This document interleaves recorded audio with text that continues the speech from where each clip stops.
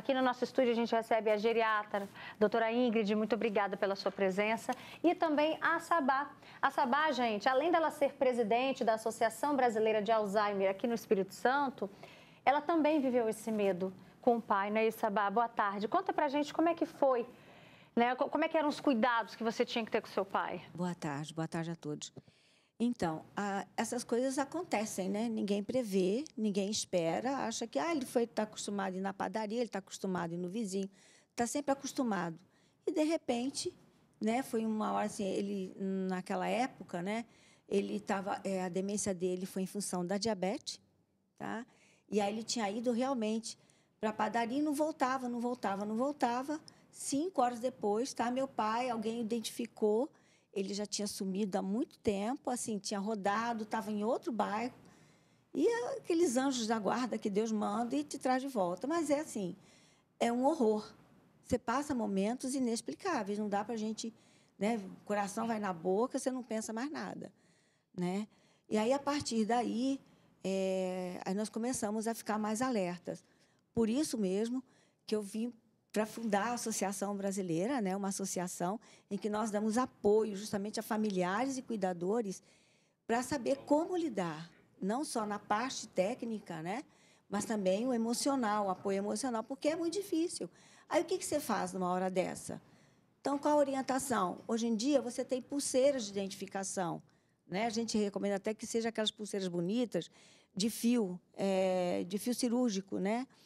Você grava o nome da pessoa, embaixo o seu nome e o telefone. E dá na pulseirinha. Hoje tem tênis com GPS, ele costuma levar uma chave, ótimo. Então, já tem aqueles chaveirinhos que tem GPS. Então, bota no bolso, ele não sai. Minha mãe não sai com ela da bolsa, tá bom. Então, coloca na bolsa, coloca esse chaveiro de GPS que você consegue localizar. Hoje tem muitos recursos, mas assim... Mas ele pode esquecer uma hora, tirar o tênis. Então, bota a pulseirinha de identificação e, de preferência, gente, rede de apoio. Como assim? Avisa o vizinho, avisa a vizinhança, não tenha vergonha, não tenha medo. Porque uma hora ele vai e não vai voltar mesmo. E aí? Se desplugar naquela hora, porque Alzheimer é isso. Ele pluga e despluga. Quando pluga, você conversa com ele e fala assim, meu Deus, mentira que essa pessoa tem Alzheimer. Olha só, falou comigo, conversou naturalmente, mas no momento seguinte ela desplugou. Pronto. E não tem como prever esse momento, né, doutora Ingrid? Pode acontecer assim, na ida à padaria, como ela disse. Exatamente. É exatamente o que ela falou. É como se você ligasse e desligasse uma chave ali dentro da cabeça da pessoa, né? Então, aquele caminho que para ela, às vezes, sempre foi tão familiar com a doença, ele, de repente, vai parar de reconhecer aquele caminho, né? Inclusive, é um grande sinal de alerta, como foi para essa família, né, que nunca não tinha desconfiado de nada ainda, né, o fato da própria mãe se perder na rua. Agora, na fala da Sabá, a gente sente o quanto que essa família, ela não se desliga nunca, o quanto que ela vive preocupada. Como é que é, doutora, você que recebe muitas famílias no seu consultório, como é que você percebe, né, essas famílias, a reação delas, o suporte que elas têm ou não têm para tratar uma situação como essa? É realmente desesperador, né? Na verdade, quando a gente está diante dessa doença, a gente tem que pensar que a gente tem que readaptar toda a rotina do idoso, né? Isso inclui deixar ou não ele sair sozinho, né? A depender da gravidade da doença, né? Como ela falou, a gente tem alguns recursos, né? Eu achei fantástico que é realmente isso.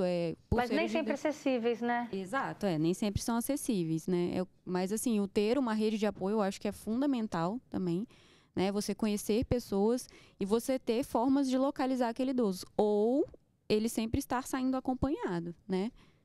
Eis a pergunta de milhões, que a gente sempre é a pergunta que não quer calar.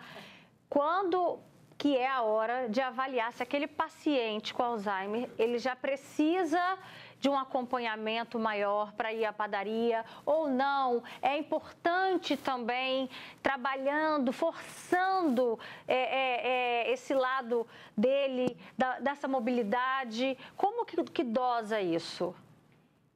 Tudo vai depender do grau de comprometimento dessa pessoa, do quão grave e qual estágio que a doença está. Né? Num estágio mais moderado, mais avançado, assim, eu não recomendo que que a pessoa saia sozinha, sabe? Porque é realmente um risco para ela que ela se perca, né? A não ser que é o que ela falou, né? A não ser que você tenha uma pessoa, rede de apoio muito bem estabelecida ali nos arredores do lar, né? Tenha pessoas que realmente podem ficar fazendo essa vigilância da pessoa, né, com essa doença, porque ela realmente não vai ter a noção que ela tinha antes. Como é que vocês identificavam isso no seu pai, Sabá? Não, assim, a gente não identificava, você já sabia do comportamento alterado, principalmente a agressividade. Eles mudam muito o comportamento. Então, a gente tem que estar alerta para a mudança de comportamento. Mas, por exemplo, igual o caso que você disse que ele ia à padaria, ele tinha esse normal, costume? Sim, normal. Um dia foi e não voltou tão cedo. É assim que acontece. Aí, desse momento em diante... Aí não sai mais sozinho. Mamãe estava em casa, podia acompanhar. Mas a gente tem um outro problema. A maioria de nós não tem rede de apoio.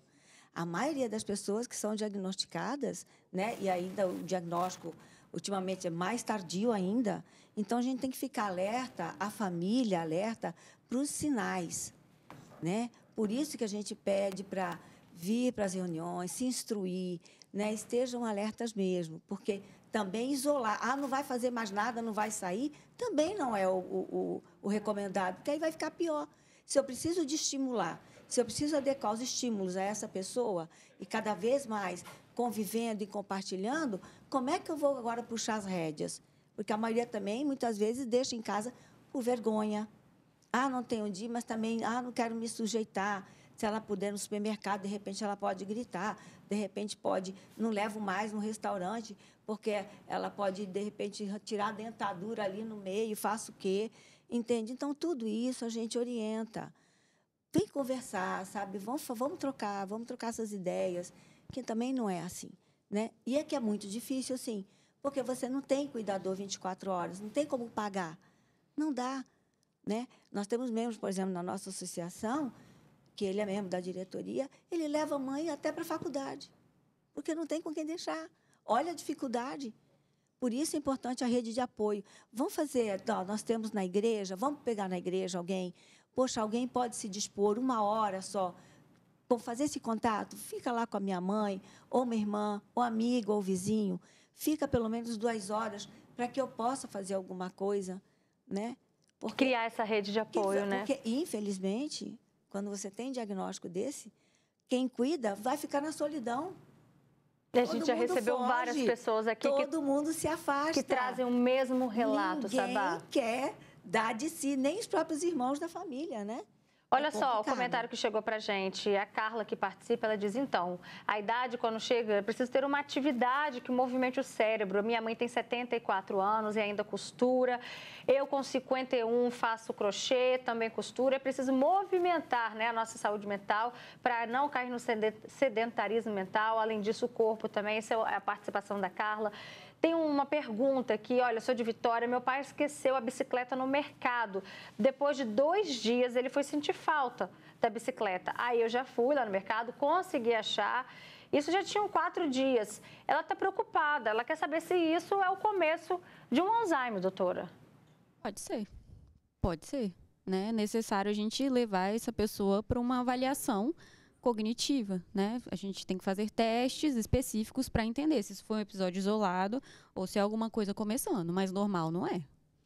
Tem uma outra pergunta aqui, meu nome é Dilma, queria saber da doutora, né, sobre demência e Alzheimer. Ela quer saber se é a mesma coisa, que ela já vem percebendo também alguns comportamentos no marido dela.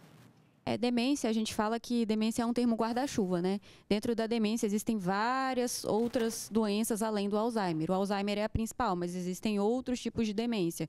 Demência frontotemporal, demência de corpos de Levy, que o Milton Nascimento foi até diagnosticado recentemente, demência vascular, dentre outros. Sabá, para a gente finalizar, faça o convite, então, já que você, com tanto carinho, está falando dessa importância da rede de apoio.